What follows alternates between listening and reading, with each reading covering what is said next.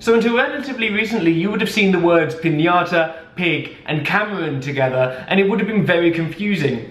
Not anymore. Hello internet, my name is Jazza. Good to see you. Unless you've been living under a rock for the past week or so, you will have noticed that the Panama Papers has become a thing. This is where 11.5 million documents have been released from the offshore law firm Mossack Fonseca, which has a name so arbitrary it sounds like a European footballer, a tropical holiday destination, and a Bond villain all kind of mashed up in the same place. This is, as we've been told multiple times by journalists ecstatically blowing their own trumpets, the biggest leak ever, and shines a light on the $21 trillion which is hidden from national taxes globally. Now I know that 21 trillion is a very big number, very scary, but just to put it into context that hopefully you guys will understand, this is enough money to buy every single person on the planet an Xbox One 6 times. And if that's not justification for closing tax loopholes, then I don't know what is. Everybody deserves the right to play Call of Duty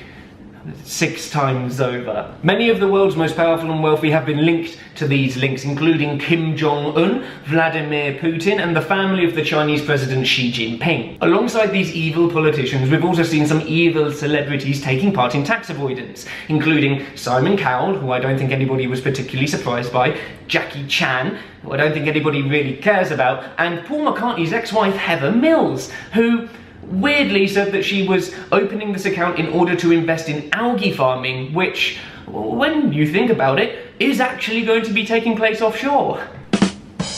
Now, the British Prime Minister, the Right Honourable David Cameron, has also been tied up with these leaks. Not him specifically, but his late father, Ian Cameron. His company, Blairmore Holdings, ran offshore accounts for, amongst others, the Rolling Stones, which actually, to be fair, does give Cameron some much-needed street cred. Now, I should be clear, there is nothing illegal about setting up and running an offshore account. Yes, it means that you don't pay taxes in the country where you live and work, but I hear that there are lots of reasons why you would legitimately set up an offshore account other than tax avoidance. Apparently. I'll be honest, I did my degree in modern languages, and so I'm really good at explaining what I think about Almodovar films, muy bien, but I know next to nothing about economics. So I'm just going to leave some links downstairs in the doobly-doo, and you guys can do the reading and then summarise what you found in the comments below. Does that sound good? Yes, excellent. Teamwork. That said, offshore accounts are prolifically used to avoid tax in the country where you do business and where you reside, which is a bit of a slap in the face for the rest of us who pay in money to, like, the fire services, the healthcare, and the roads that help a country, you know, function. Bless him, David hasn't dealt with these revelations very well. He initially basically told us all to bugger off because taxation is a private matter. He then, later on, after we all got a little bit pissed off with that response, said that, oh no, my family currently don't profit from offshore accounts, which to be fair is true because he sold the last of his shares in Blairmore Holdings in 2010 before he became Prime Minister. So it's all fine, right? When pushed further, Mr. Cameron said that his family wouldn't profit from offshore accounts in the future, to which the rest of the UK kind of went, so the private education at Eton, the trust fund that you were given, and the property you've managed to accrue all aren't things that are going to benefit your family in the future at all, and not caused by your dad being able to accrue loads of wealth through an offshore account. Those aren't, no, really, David, really, really. Then came the protest, and I kind of love anti-Cameron protests nowadays because they all revolve around pig symbolism because of that thing he definitely didn't do. Now, I didn't get to go to the protest, but my activism correspondent, Beth Men, managed to get these images and this video, and it looked like a lot of fun. Dav Cameron said with a sullen face that he wished that he'd dealt with the whole thing a little bit better, which yeah, he probably could have. But the thing is, I don't think he really understands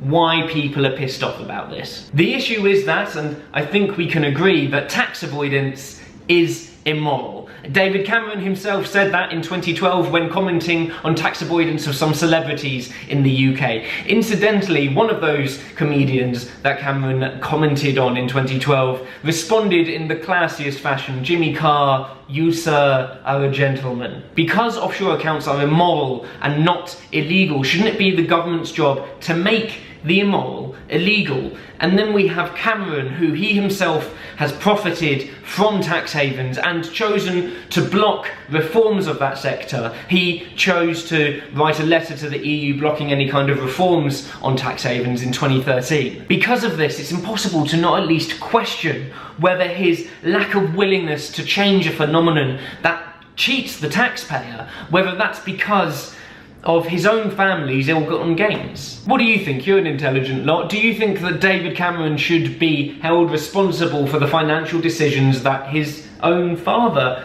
made? I asked on Twitter and 80% of you said that this whole story was grounds for Cameron to resign. What do the rest of you think? Let me know in the comments. We'll have a good discussion. As always, subscribe and share this video if you have enjoyed it. Also, go over to Facebook and give my page a like, please, because that helps very much too. Recently, I have been sharing, amongst other things, me as a Powerpuff Boy. I looked absolutely fierce with my ginger beard. I think I looked awesome. And also, I shared my thoughts on white people with dreadlocks. So go over there and wade into the discussions that we've been having over there. It's been like really fun. And like it. Good. Excellent. I am going to go now. Okay, toodaloo. Bye.